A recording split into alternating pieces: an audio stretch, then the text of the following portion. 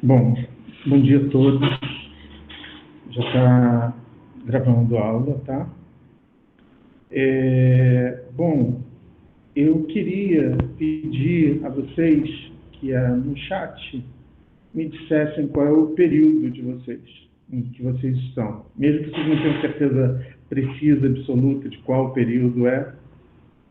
Nono, quarto, quinto, quarto, quinto, sexto,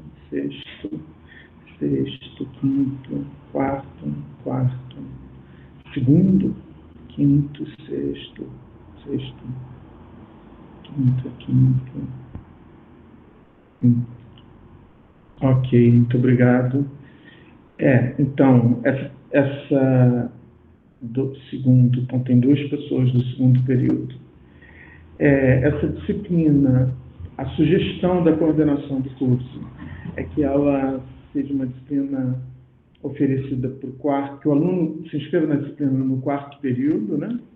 Então, a maioria das pessoas, quase a totalidade, está ou no quarto período ou num período posterior, né? Tem duas pessoas aí que estão no segundo período, bem avançadinhas, né? Bom, eu nunca dei essa disciplina obrigatória, né? Eu já dei algumas disciplinas obrigatórias. Nos últimos semestres eu fiquei dando muito uma disciplina prática, né? Que é PPF 3, também dei durante muito tempo Filosofia Política 1. E vocês estão todos me vendo e me ouvindo bem? Ok, que ótimo. Sim, estão. Ótimo, obrigado. Então, é assim, a primeira vez que eu vou dar essa disciplina desde a criação do curso de Filosofia da UF, em 2008. Tá? Eu sou o criador desse curso de graduação, né? Talvez vocês não saibam. Mas eu trabalho tanto com filosofia antiga quanto com filosofia contemporânea, né? Então, eu fiz uma proposta de curso que vocês encontram lá no site do GFL, né? Eu fiz uma proposta de me centrar em duas obras que eu considero fundantes, né, da filosofia do século XX, né? Embora a filosofia contemporânea ela não seja sinônimo de filosofia do século XX, a gente vai conversar um pouco sobre isso, né?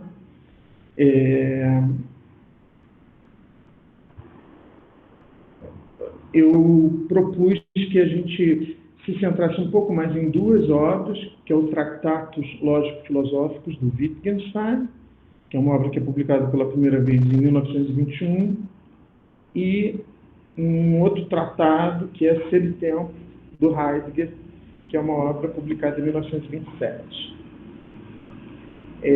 Portanto, obras que já têm 100 ou quase 100 anos, né?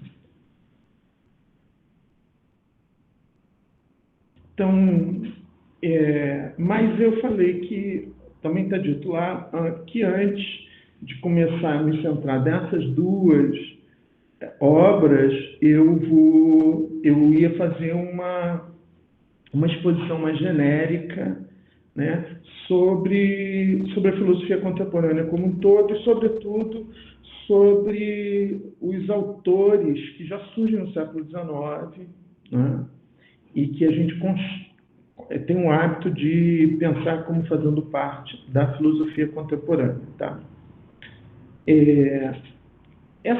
O que é a filosofia contemporânea? Né? Na verdade, um dos modos de você... Toda definição de um período histórico é problemática, né? Isso quer dizer que você tem que estabelecer um marco, né? E obviamente, que sempre há disputa, né, sobre esse marco, né, onde começa, onde termina um determinado período histórico, né? Ou seja, há sempre uma certa arbitrariedade nessa definição, né? E um modo que nós temos, não de eliminar essa arbitrariedade, mas trabalhar com ela, é explicar um pouco qual é o critério que se utiliza para estabelecer esse marco, né? Então, eu vou fazer isso, né? Eu vou estabelecer um marco e a partir do qual eu acho que nós podemos falar de filosofia contemporânea num certo sentido, né? Mas também vou tentar problematizar um pouco essa expressão, né? Ou seja, a gente poderia falar de filosofia contemporânea como sendo a filosofia que é feita hoje, né, no nosso tempo. Isso implicaria o quê? Isso implicaria que a gente trabalhasse, por exemplo, só com filósofos vivos, ou seja, filósofos que estão escrevendo agora, filósofos e filósofas, né? Que estão escrevendo agora, que estão publicando agora, que estão vivos, né? Então, isso seria um modo de encaminhar essa questão, né? Mas um outro modo é pensar que a filosofia contemporânea é um período da história da filosofia que vem após um período anterior, que é o período definido como a filosofia moderna, né? Então, em geral, né, o curso da UF, mas em geral todos os cursos de graduação em filosofia no país, no Brasil, estão organizados assim. Você costuma dividir a história da filosofia em 4 grandes blocos, né, que são a filosofia antiga, a filosofia medieval, a filosofia moderna e a filosofia contemporânea, né? Em geral, essa história da filosofia, ela é uma história da filosofia ocidental, né? Talvez existe uma pequena ruptura nisso quando a gente trabalha com filosofia medieval, porque em função da invasão da Península Ibérica pelos árabes na Idade Média, então a gente estuda também esses autores árabes, né? Mas hoje em dia existe todo um questionamento sobre essa questão da exclusividade da filosofia como sendo algo que constitui o mundo ocidental, né? Mas no que a gente vai trabalhar aqui, pelo menos eu não vou problematizar muito isso, tá? Eu acho até que isso tem que ser problematizado, né? Mas então já existem questões relativas hoje à filosofia africana, à filosofia oriental, né? Mas eu não vou problematizar essa questão nessa disciplina, tá? Eu vou trabalhar com essa ideia de que filosofia contemporânea é tudo aquilo que vem após a filosofia moderna. Então, eu vou tentar estabelecer um critério para fazer um limite entre esses dois períodos da história, né? E tentar entender desse ponto para cá, né? E vou privilegiar nesse percurso, né, nesse percurso que vai do início da filosofia contemporânea até hoje, um ponto, mais ou menos no meio desse percurso, que diz respeito a essas 2 obras, tá? Nunca é demais lembrar que vocês podem me interromper, tá? A hora que vocês quiserem, fazer também perguntas pelo chat. Se eu não ver na hora no chat, me chamem a atenção, né? Então... Cláudio, eu gostaria de fazer uma pergunta em relação a essa questão mesmo do recorte, assim, da temporalidade do contemporâneo e tal. Eu acho que a gente hoje em dia escuta muito falar sobre o pós-moderno, assim, como se o pós-moderno definisse a contemporaneidade e a filosofia que a gente faz hoje. E aí eu acho que tem uma discussão enorme se a gente realmente já conseguiu evoluir de uma modernidade ou se a gente ainda está, se o pós-modernismo ainda não é uma forma de continuar o pensamento moderno, assim, né? E eu acho que, eu penso, eu como opinião pessoal, eu acredito que exista uma filosofia contemporânea, pensada em outras bases que não o método e as questões que basearam a filosofia moderna lá. Mas é isso, gostaria de saber a sua opinião, assim, sobre essa ideia de pós-modernidade, de pós-estruturalismo, essas coisas. Sim, mas essa ideia, a ideia de pós-modernidade, né, ela é uma das ideias que estão circulando na filosofia contemporânea, né? Mas é claro que você pode usar esse conceito de pós-modernidade e tentar pensar que ele é um conceito sinônimo de contemporaneidade, né? Ou seja, a contemporaneidade seria pós-moderna, né? Mas isso não é muito simples, né? Eu não vou trabalhar com essa ideia, eu não vou... Embora nessa divisão, Por quê? Porque o conceito de pós-modernidade, ele não é um conceito... Se você pensar ele em termos de um conceito muito simples, puramente cronológico, que é toda a filosofia que vem depois da modernidade, a pós-moderna, então você poderia entender a filosofia contemporânea como sinônimo de filosofia pós-moderna. Se você entender em sentido cronológico, simplesmente, você pode dizer que sim. Então, a minha própria estratégia aqui para trabalhar com filosofia contemporânea é definir o que é, até onde vai a modernidade e definir um ponto onde eu acho que essa experiência da modernidade acaba e começa uma experiência pós-moderna. Pós-moderna simplesmente no sentido de posterior à modernidade. Só que o conceito de pós-modernidade é um conceito mais complexo do que isso, ou seja, o conceito de pós-modernidade enquanto caracterizando uma determinada corrente filosófica da filosofia contemporânea, né? Corrente essa da qual eu nem sou um conhecedor, assim, né? A literatura específica dessa discussão, né? Que tem como autor fundamental o Lyotard, né? Mas, então, eu não vou entrar nessa discussão, tá? Eu vou tentar, aqui hoje, mostrar para vocês como é que eu pretendo abordar essa questão, né? Eu vou começar aqui a apresentação de tela para colocar...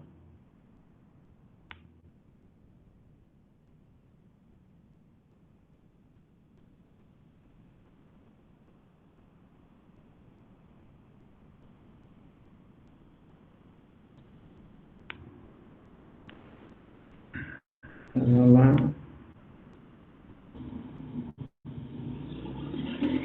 Bom, vocês estão vendo aqui essa página do Word? Ok.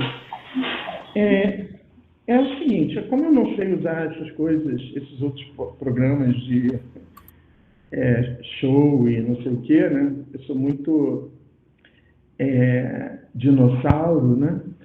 Mas como eu sinto muito falta do quadro branco, né? Que já foi quadro negro, hoje em dia é quadro branco da sala de aula, então eu inventei esse negócio de abrir uma página do Word e eu vou escrevendo coisas nessa página do Word, tá? Então, e aí eu vou usar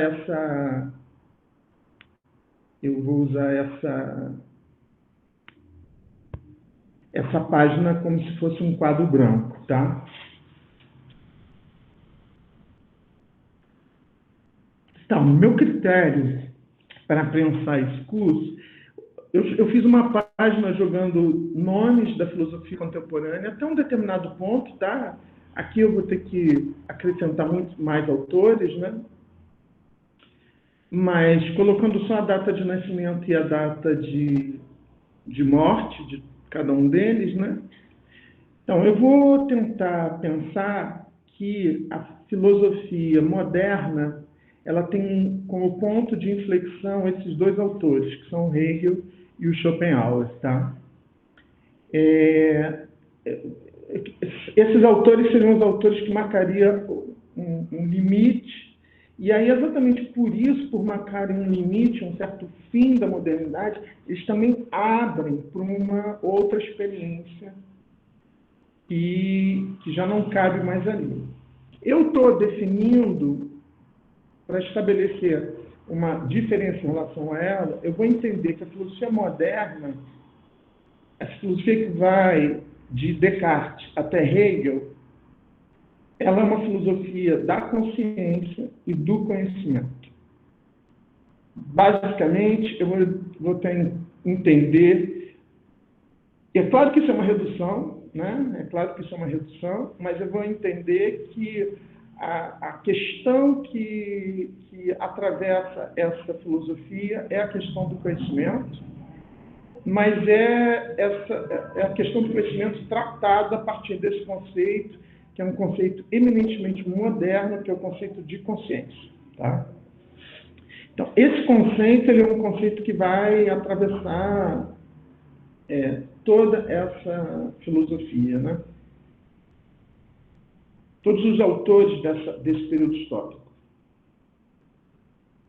E aí eu vou tentar entender que já no Hegel, que é um filósofo que eu conheço melhor, né, do que o Schopenhauer, que é um filósofo que eu conheço muito mal, né?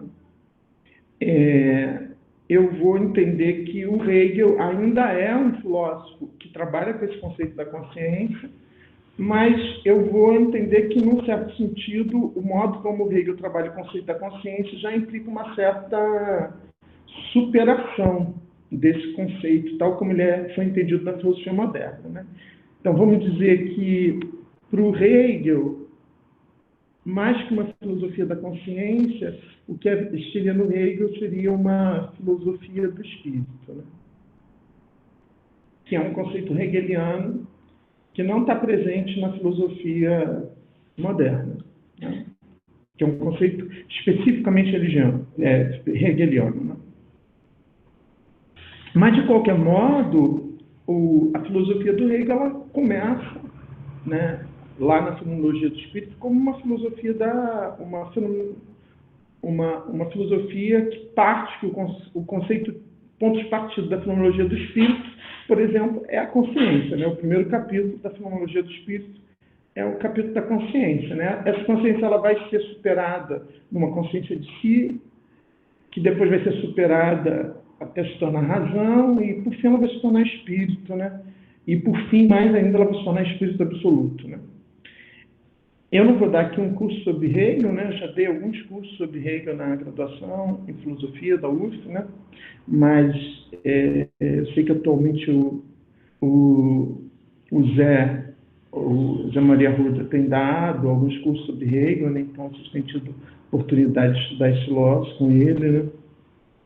Mas, de qualquer modo, eu vou colocar que o Hegel e o Schopenhauer, eles são filósofos meio que fecham essa tradição moderna, e também eles são importantes porque eles são, né, exatamente porque eles estão no fim desse processo, eles também estão no início de um período posterior, né? Então, obviamente, eu não considero que eles sejam filósofos contemporâneos, eu não considero que Hegel e Schopenhauer sejam filósofos contemporâneos, segundo esse critério que eu estou estabelecendo, né?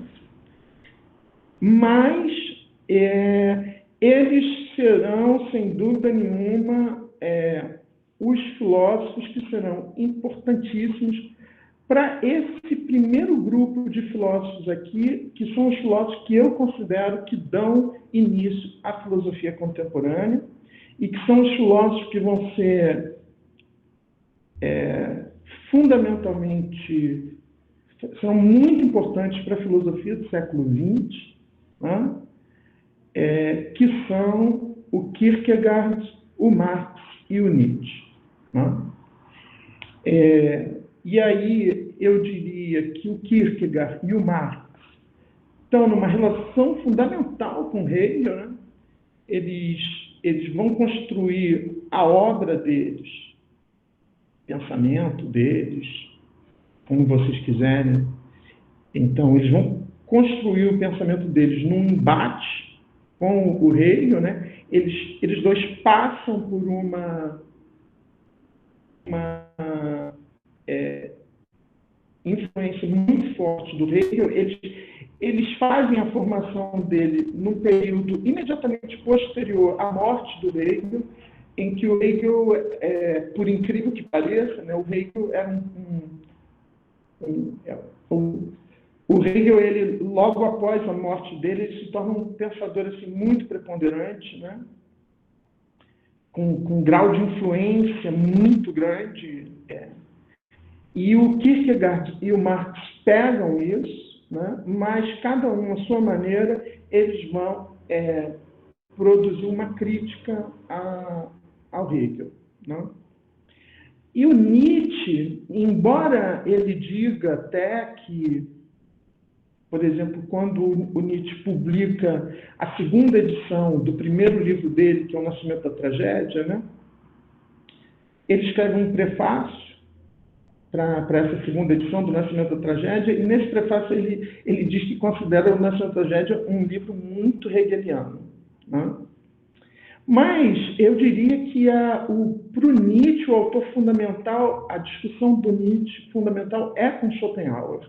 Né? Então, esses três autores aqui, né, aos quais eu vou acrescentar mais esses outros 4 aqui, né, o Cantor, o Frege, o Freud e o Saussure, né? Mas se a gente pensar no Kierkegaard, no Marx, no Nietzsche e no Freud, para começar, aqui está acontecendo uma coisa que eu acho que é muito importante, é que a obra que esses autores escrevem, ela não tem mais aquele formato tradicional que a filosofia teve, vamos dizer, de Platão e Aristóteles até o Hegel. Né? Isso quer dizer que não só... ou seja, isso eu acho que vai ser uma característica da filosofia contemporânea. Tá? Eu acho que a filosofia contemporânea ela quebra com esse padrão de que um autor tem uma metafísica, uma ética, uma estética, que ele constrói um sistema filosófico total, onde ele dá conta da totalidade da filosofia, das áreas da filosofia, dos campos de saber da filosofia. Isso vocês vão perceber, isso exatamente vai fazer com que, por exemplo, todos esses 3 autores, o Kierkegaard, o Marx e o Nietzsche, haja um certo questionamento se eles são ou não filósofos. Né? Exatamente em função... Então, o Kierkegaard, alguns consideram que ele é mais um teólogo do que um filósofo, né? O Marx, alguns consideram que ele é mais um cientista político ou um economista do que um filósofo, né? O Nietzsche, alguns consideram que ele é mais um escritor, né, do que um filósofo. Né? Mas por quê? Exatamente porque, embora eles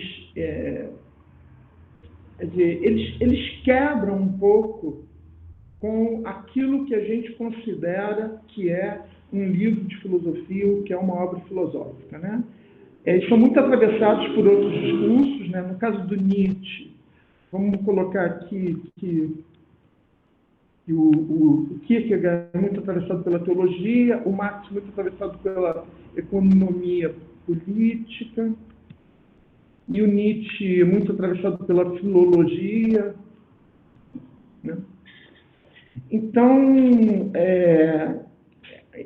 esses autores, eles quebram essa ideia de que um filósofo é alguém que constrói um sistema filosófico que dá conta de todas essas áreas do saber. Isso vai ser muito importante para o século XX. Né? Num certo sentido, essas 2 obras que eu vou privilegiar, né, que são do Wittgenstein, né, o Tractatus, né, e o Heidegger, Ser e Tempo, eles são, de certo modo, uma tentativa de construir de novo, na filosofia contemporânea, essa espécie de tratado total, né, de construção de um certo sistema filosófico total. Mas é muito interessante a gente pensar que todos os dois tratados são tratados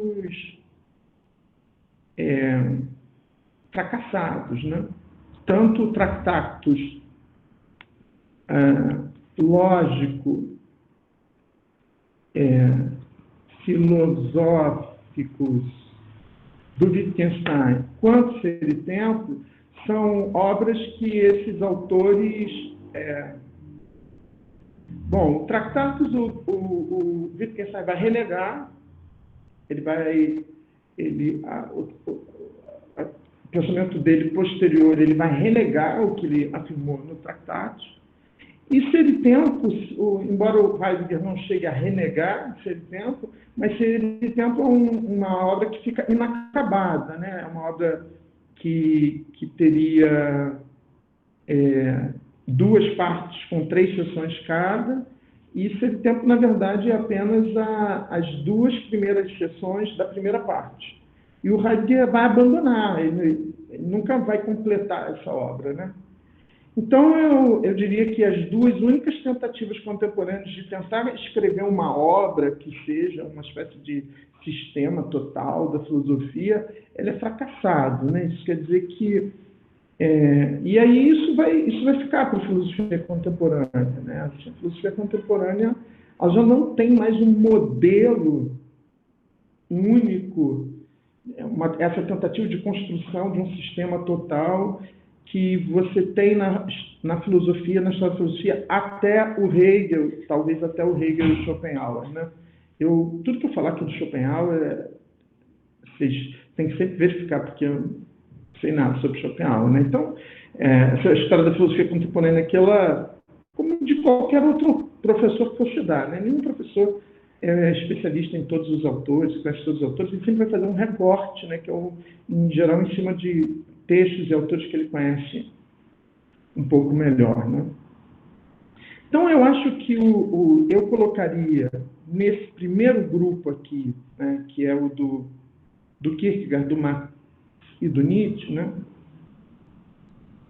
Vocês veem que já existe uma certa distância entre o Nietzsche e os 2 primeiros, né? O Nietzsche chegou a saber da existência do Kierkegaard e ensaiou assim, um interesse pelo Kierkegaard, e o Marx, obviamente, ele conhecia, ele já conhecia os comunistas e tal, né? Ele tem uma discussão, né, com o comunismo, né? Então, ele vem um pouco depois, né?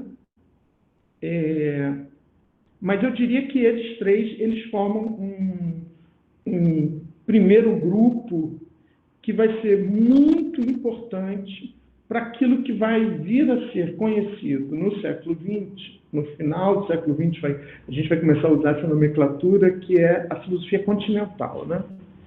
Porque a gente pode dizer que a filosofia contemporânea ela é fundamentalmente marcada, né, por 2 grandes correntes, né? Que é isso que se chama de filosofia continental e isso que se chama de filosofia analítica, que é fundamentalmente anglo-americana, né? Mas que pega também uma parte que domina também uma certa filosofia alemã, uma certa filosofia na Escandinávia, etc., né? Mas você tem essas duas grandes correntes, né? E aí eu diria que esses 3 autores aqui são aqueles 3 autores, né? Talvez eu tivesse que tirar o Nietzsche daqui e jogar ele aqui, ó, junto com Freud, né?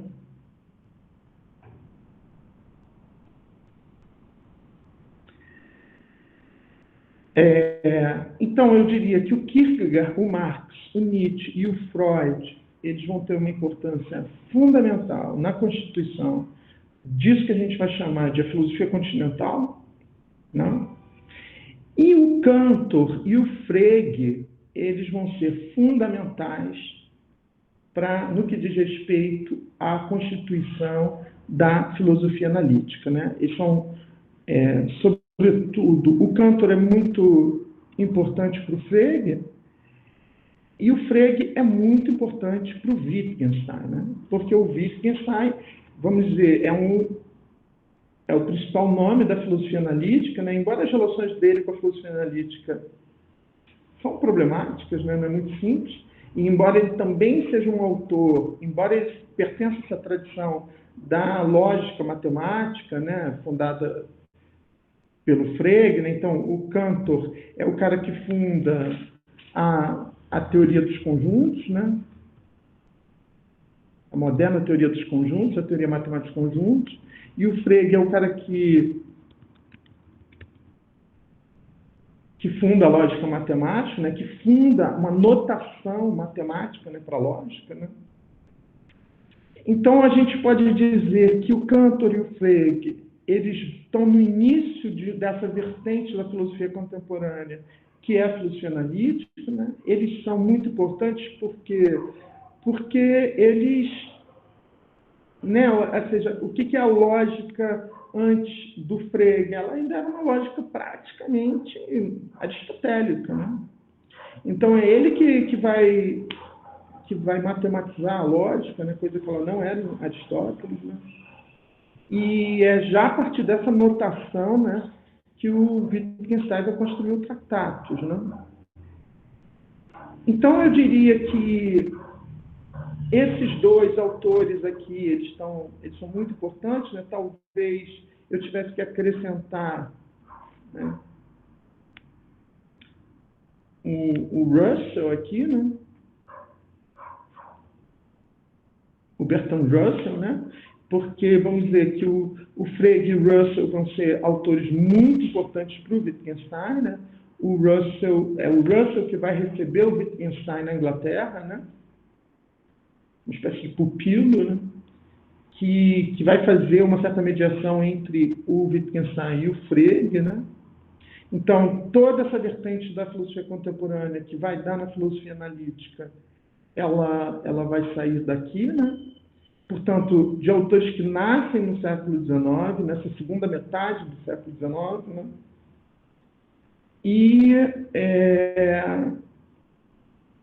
E os quatro que vão ser muito importantes para a filosofia continental vão ser o Kierkegaard, o Marx, o Nietzsche e o Freud, né? Então, o Kierkegaard é muito importante. O que é importante para o próprio Wittgenstein? É uma referência para o Wittgenstein. Ou seja, então, o Kierkegaard, o Wittgenstein, ele é um autor que vai pegar essa tradição da lógica matemática, né? Mas ele é um autor também que vai sofrer influência do Schopenhauer e do Kierkegaard, né? O Wittgenstein, né? Então, existem referências tanto ao Schopenhauer lá no Tractatus, entende? E o Kierkegaard ele vai ser muito importante para o Heidegger. O conceito de angústia do Kierkegaard é uma coisa muito importante para o Heidegger. Ele vai ser muito importante para o Adorno, né, que é talvez o mais importante representante da Escola de Frankfurt, né, que é uma das escolas mais importantes da filosofia do século XX. Né? Então, o Adorno tem um livro, né, que inclusive já está traduzido para o português, só sobre o Kierkegaard. Né? O Kierkegaard vai ser muito importante para o Sartre. Né? O Kierkegaard ele é muito pensado como uma espécie de primeiro filósofo existencialista. Né? Então, quando se faz as histórias do existencialismo, o Kierkegaard sempre é pensado como estando na base, né? Embora o Sartre, né, que é um filósofo também muito importante do século XX, ele vai fazer isso recuar de algum modo até o Hegel, né? Ele vai buscar as raízes do existencialismo até o Hegel, né? Do que ele entende por existencialismo. Né? E o Kierkegaard é muito importante também para o Lacan. Né? Não só o conceito de angústia, mas o conceito de repetição no Kierkegaard é muito importante para o Lacan. Né? Então, o Kierkegaard é um filósofo, e aí tem essa coisa, se é um filósofo, se não é um filósofo, né? Do mesmo modo como tem com Marx, do mesmo modo como tem com Nietzsche, né? Se a obra deles é uma obra que... É porque, na verdade, eu acho que eles são filósofos, exatamente porque eles não têm mais uma definição, eles não seguem mais nenhum modelo formal do que é o discurso filosófico, porque é isso que eles vão legar para a filosofia contemporânea, ou seja, as filosofias contemporâneas não tem mais nenhum modelo formal, né? Assim, cada autor vai construir assim, a ideia, porque, por exemplo, eles são muito críticos à ideia de sistema, né? Então, o Kierkegaard uma das grandes críticas que ele faz ao Hegel é essa ideia hegeliana de sistema, né? De que a filosofia é sistema, né? Então ele acha que ele vai ser um grande crítico da ideia de sistema, da ideia hegeliana de sistema, né? Então o Marx ele vai entrar numa relação com Hegel. Tanto é que qual é a obra do Hegel que já na juventude o Marx vai criticar é a filosofia do direito do Hegel, né? Então, que é um dos primeiros textos do Marx, né, ainda da juventude do Marx, é um texto chamado Crítica à Filosofia do Direito do Hegel, né? Então, e o Marx vai ser um autor importantíssimo para o século XX, né? Para uma série de autores do século XX. Importantíssimo para a Escola de Frankfurt, por exemplo, né? Então, importantíssimo para o Adorno, importantíssimo para o Benjamin, né? Então, o Marx vai ser muito importante também para um certo pensamento francês, né? Althusser, né? Que é um filósofo marxista do século XX, né? Então, a gente não tem Lukács, né? A gente não tem como pensar o século XX, a filosofia do século XX, sem o Marx, né? E a gente não tem como pensar a filosofia do século XX sem o Nietzsche, né? Então, esses autores, né, o Kierkegaard, o Marx e o Nietzsche, eles são grandes críticos de toda a tradição filosófica anterior, né? Então, eles vão gerar uma coisa que, na época que eu comecei a estudar na filosofia, era muito chamado de crise da metafísica ocidental, né? Hoje em dia a gente não fala mais nisso.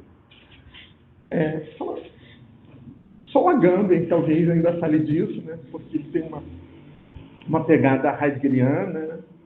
Mas, num certo sentido, esses três autores, o Kierkegaard, o Marx e o Nietzsche, eles produzem uma certa crise radical, né? Dos formatos, dos modelos, dos conceitos, né? Da história da filosofia como um todo, né? Eles realmente produzem um novo início, assim, né?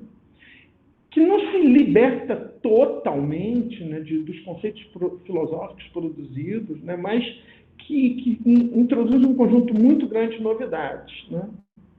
E eu acho que é o mesmo nível de radicalidade que esses autores, o Cantor, sobretudo o Cantor e o Frege, tá?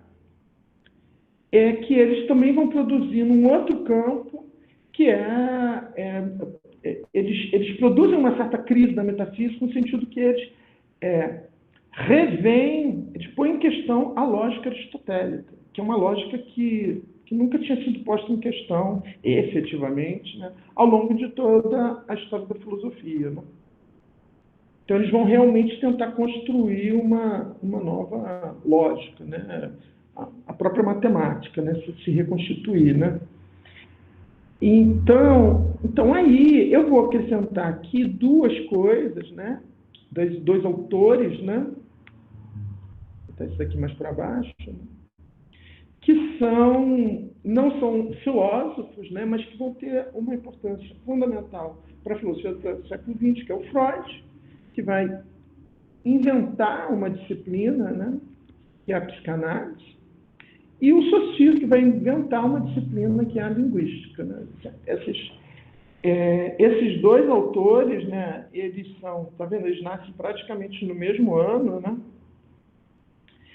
E então vou até trazer o Russell de volta aqui, né?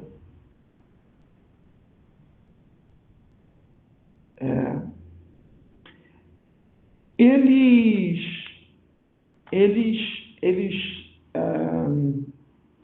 eles não têm uma relação explícita com a filosofia, né? Embora o Freud faça menções a Schopenhauer, faça menções a Hegel, a Marx, a Platão, a Aristóteles, né? Mas ele está construindo realmente um campo novo, né? Ele é um médico, um neurólogo de formação, e ele descobre, num determinado momento da formação dele, um fenômeno que era um fenômeno muito recente, que é a histeria, né? E em função disso, ele vai até Paris, assistir às aulas do Charcot, né? Que era esse médico francês, esse psiquiatra, que começa uma certa clínica da histeria, né? E aí, a partir da histeria, que o Freud começa a inventar, de início junto com Breuer, uma clínica da histeria, mas para dar conta dessa clínica, ele tem que também construir uma teoria da histeria, e aí, em 1895, ele publica, junto com o Breuer, um livro que é Estudos sobre a Histeria, né? E o Saussure, um pouco depois, né, ele, entre 1910 e 1916, se não me engano, ele dá cursos, né, que é isso que vai ser considerado, lembrado como... eu fiz uma lista das obras aqui, né?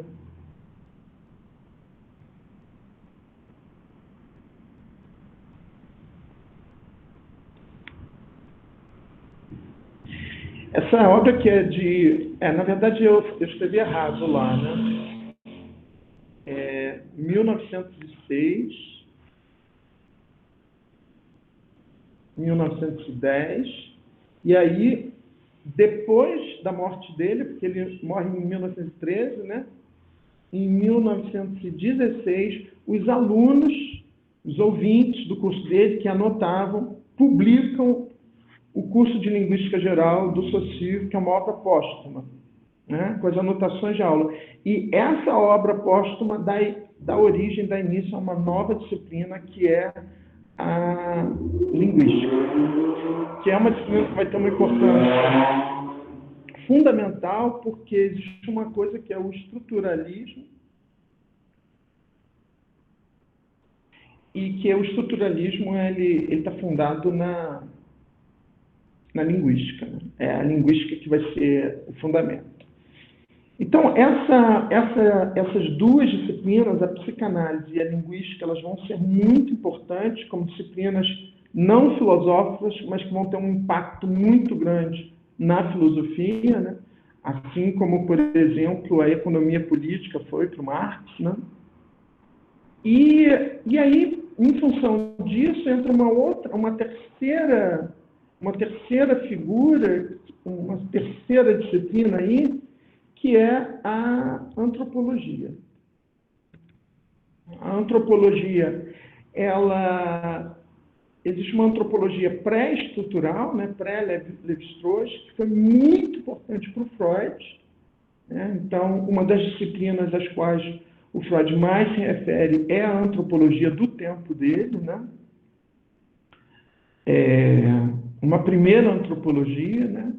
E aí você tem essa figura que vai ser o Lévi-Strauss, né? Que já nasce em 1908, e que, baseado na linguística do Saussure, vai criar a antropologia estrutural, que vai ser a base do estruturalismo, né? Que vai dar no estruturalismo francês, enquanto uma corrente filosófica, tão importante que os autores que vêm depois dela são considerados pós-estruturalistas, né?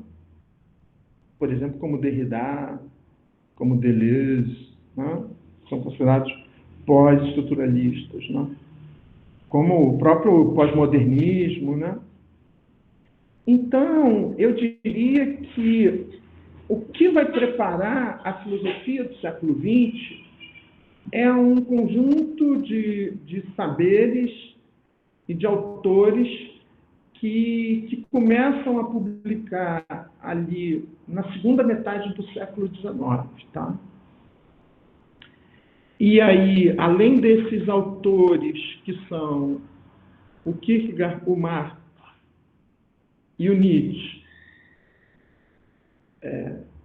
que são autores que são da filosofia, mas que também estão num certo limiar com outros saberes, né? Seja teologia, seja economia política, seja filologia, né? Você tem esses dois autores que não são da filosofia, que são Freud e o Saussure, que vão fundar outras disciplinas. Então, é um momento onde essas outras disciplinas, né, a psicanálise, a linguística e a antropologia, vão produzir um impacto muito grande na filosofia contemporânea. Então, a filosofia contemporânea, porque isso também é um marco importante, né? Até a filosofia moderna, essas disciplinas elas não existiam enquanto disciplinas exteriores à filosofia. Então, elas não poderiam impactar a filosofia, né? A gente tem que pensar que não existem psicanalistas nem antropólogos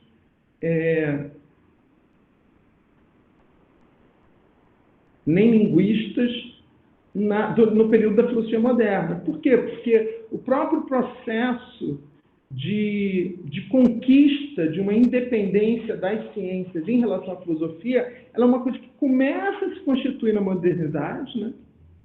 Então, os primeiros filósofos da modernidade são filósofos e são cientistas e são matemáticos, né? Então, há um primeiro movimento ali das ciências chamadas, que virão a ser ciências da natureza ou ciências exatas, que começam a conquistar uma autonomia, né? Mas o campo das ciências humanas ele vai demorar, ele só vai se constituir no século XIX. Então, a constituição desse campo das ciências humanas, uma vez que esse campo se constitui, ele se constitui como um campo autônomo em relação à filosofia, e aí ele começa a influenciar a filosofia, né? Então, quando você fala em antropologia na modernidade, você vai falar como alguma coisa que seria uma parte de um sistema filosófico, né? Então, a mesma coisa a filologia, né? A filologia, embora ela seja uma disciplina que começa no Renascimento, né, com a questão, como uma consequência do surgimento da imprensa, né? Mas a gramática histórica, tudo isso é uma coisa que também vai se constituir ali no século XIX, que vai ter um impacto muito grande, né, sobre a filosofia. Então, a filosofia ela deixa de ser isso que ela foi, que é uma espécie de uma coisa que engloba todo o saber, né? E é por isso que quando você vai fazer uma história da ciência, até um certo ponto, essa história da ciência coincide, num certo sentido, com a história da filosofia, né? Então, uma coisa que a gente pode pensar como característica da filosofia contemporânea é que a filosofia não engloba mais todos os saberes. Ao contrário, ela passa a ser um saber cada vez mais diminuto, né? Num mundo em que o saber científico, não só das ciências exatas, mas também das ciências humanas, começa a se expandir ao surgimento de um número muito grande de disciplinas, de saberes, né? Então, a psicanálise, a linguística, a antropologia são exemplos disso. Então, a filosofia contemporânea, ela sofre muito essa influência, tá?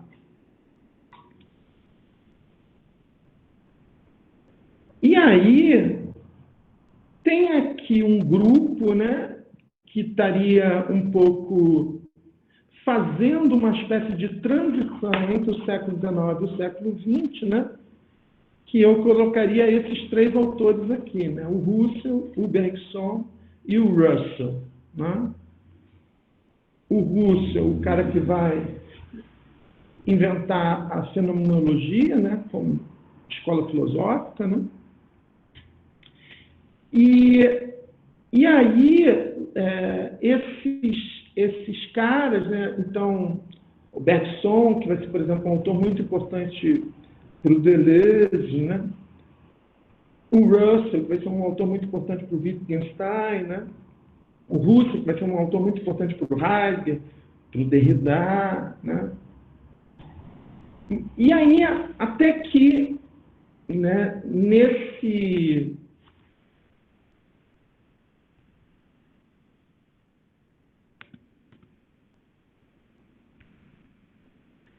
até que acho que só com Wittgenstein e com o Heidegger surge efetivamente a filosofia do século XX, a filosofia que vai ser determinante no século XX, né?